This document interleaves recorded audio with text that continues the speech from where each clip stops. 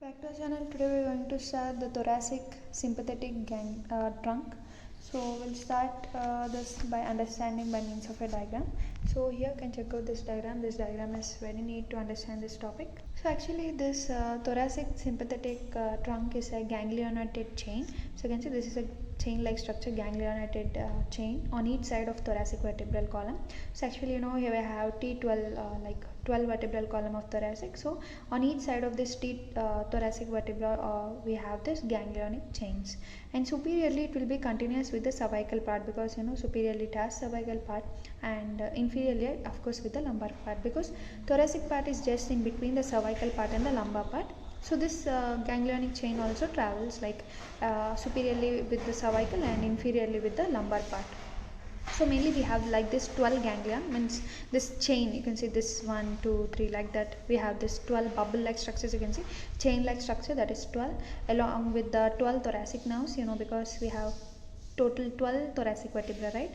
So like that only we have total 12 thoracic nerves. So along with that we also have this 12 thoracic ganglia, but they're all ganglia due to fusion of adjacent ganglia. There are now only 11 ganglia because they fuse with adjacent ganglia and form. So total there are 11 thoracic sympathetic ganglia, and the first thoracic ganglia is fused with inferior cervical ganglion, because the above it's nearer to the cervical ganglion. So the first one, especially the first one, is fused with the cervical ganglion, inferior cervical ganglion, and they together form the cervicothoracic or stellate ganglion. So remember, stellate ganglion is formed especially in the first one because it is fusing with the cervical ganglion above, and other ganglia lie side to intervertebral disc and also to side to the intercostal nerve. So what is its course is the chain crosses the neck of first rib. So first it crosses the neck of first rib. After crossing, actually here you can see why I took this diagram is this is the spinal cord, this is the ventral part, this is the dorsal part. So from the ventral part mainly you'll get the ventral horn, where you have the gray ramus, which is mainly postganglionic sympathetic efferent, and here have the white ramus. This green one is the white ramus and that red one is the gray ramus.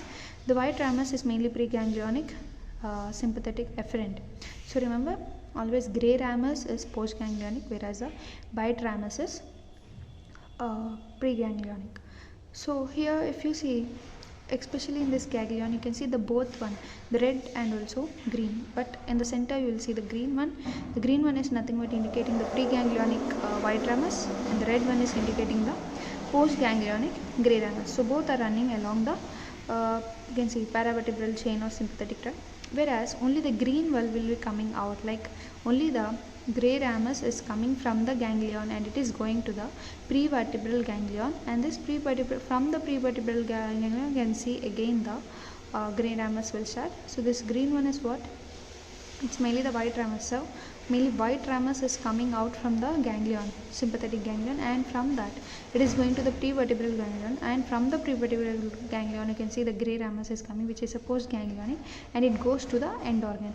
Again from the end organ the stimulus will be coming by means of visceral efferent, and this you can see it's giving the information to the spinal cord by means of the dorsal root ganglion. It will go into the spinal cord, and from the spinal cord you can see there is a processing with the preganglionic sympathetic efferent. So again it will come. So this is how the process goes on. So now we'll discuss about this ganglia in detail. The course.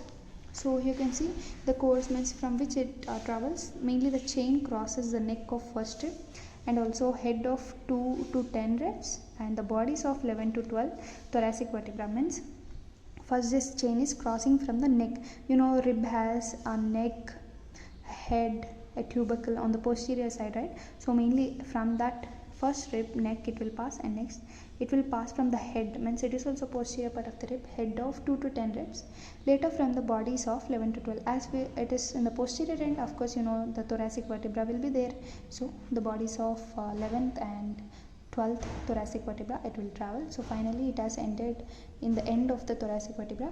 So it descends in front of posterior intercostal vessels and nerves and pass deep to the medial arcuate ligament, which become continuous with the lumbar part of sympathetic chain.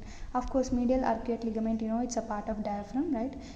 If you have seen my before videos Here I have shown the medial arcuate ligament, everything which is related to the diaphragm. So it passes there.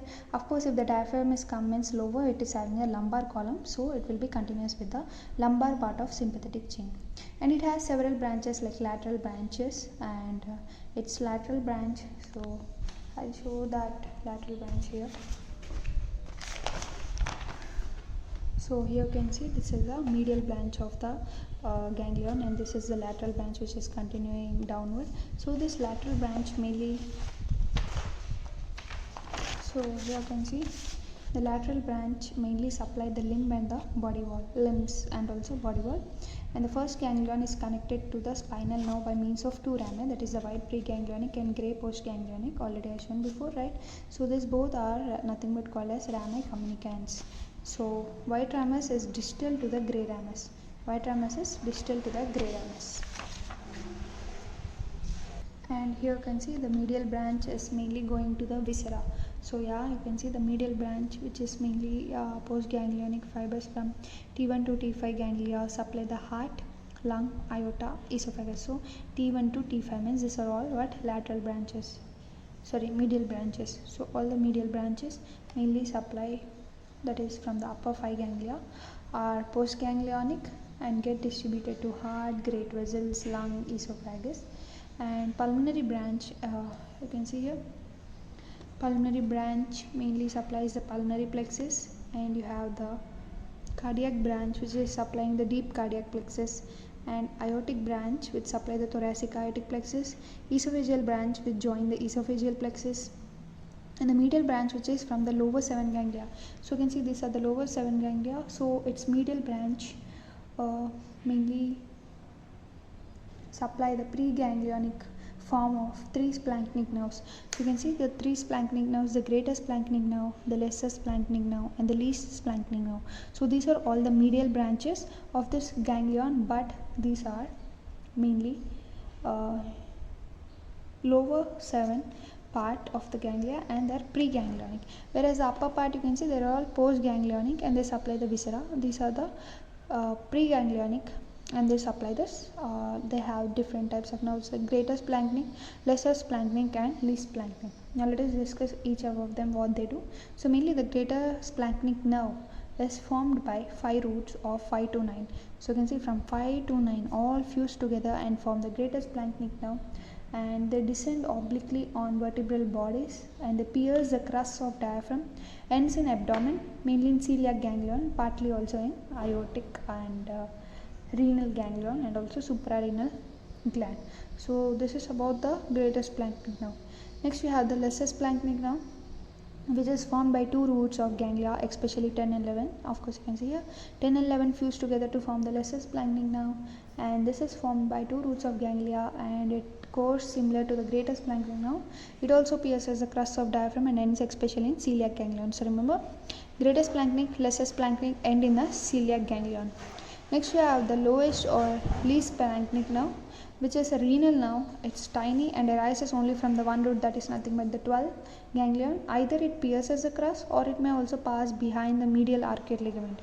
Already if you remember the medial arcuate ligament, I discussed about the medial arcuate ligament in our the course of posterior intercostal vessels nerves pass deep to medial arcuate ligament. That is about our ganglion. This part I have already discussed, which also pierces the medial arcuate ligament. Even this last 12th one, it has a choice whether to pass by medial arcuate ligament or by this, follow them, like pass through the this one, pierce the crust of diaphragm and enter the abdomen, celiac ganglion. So wherever it can go, that is a 12th ganglion. That is also called as least splanchnic nerve.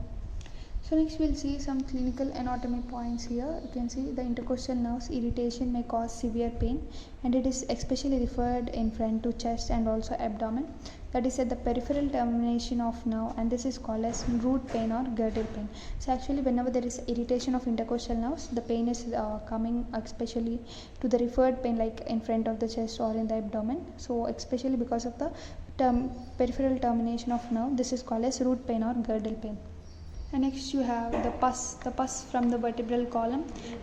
Sometimes the pus which is coming in the vertebral column may also go around the thorax along the course of neurovascular bundle and point at three exit sites of thoracic nerve, that is one dorsal primary ramus and two cutaneous branch.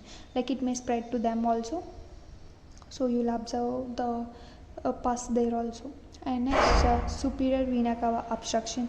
It's a venous azygous main channel which transmit the blood from upper half of body to the inferior vena cava. So for example, you can see here the obstruction to superior vena cava. What has happened? Whenever there is superior vena cava obstruction, the venous azygous is a main channel. You know, actually the venous azygous vein which connects the superior vena cava with the inferior vena cava.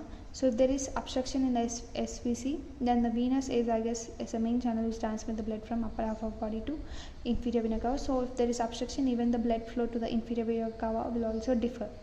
Next we have the cold abscess due to the tubercle infection of vertebra. It extends course of intercostal nerve swelling at the anterior end of intercostal space or anterior abdominal wall, and especially it is present in mid axillary line or on the back along the dorsal ramus of spinal nerve. So actually you can see this diagram here. This is a possible paths of cold abscess due to TB of vertebra along the branches of spinal nerve. So you can see this is a posterior primary ramus which is giving passing by lateral to erector spinae, and here you have the anterior primary ramus, the innermost intercostal lateral cutaneous branch. Next it comes as in between the transverse thoracicus, it comes anterior cutaneous branch as anterior cutaneous branch. So here this may be the path of cold abscess.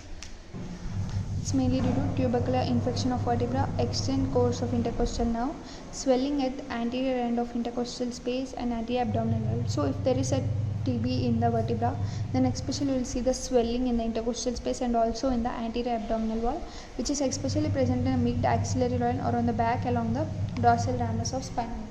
Next we have the cardiac ischemic pain, which is mainly caused by incomplete obstruction of coronary artery. So if coronary artery is obstructed, of course due to low blood flow there will be pain in heart, and the axons of pain are conveyed mainly by sensory sympathetic cardiac nerves which reach T1 to T5 mainly by means of dorsal root ganglia of left side, and they receive the sensory impulse from the medial side of arm, forearm, upper part of chest. It may also go to right arm, right jaw, epigastrium or back. So actually it is called as referred pain. Whenever you have any cardiac problem, especially due to ischemia, then it will be going to your left arm and also to your left side of the body, left jaw. Sometimes even on the right side it will be seen, but mostly it is seen in the left side. So this is called as referred pain. Why it is there? Because of T1 to T5 dorsal the cardiac nerves T1 to T5, they also share the same side of the left hand and left side, so left side of the body. So this referred pain is also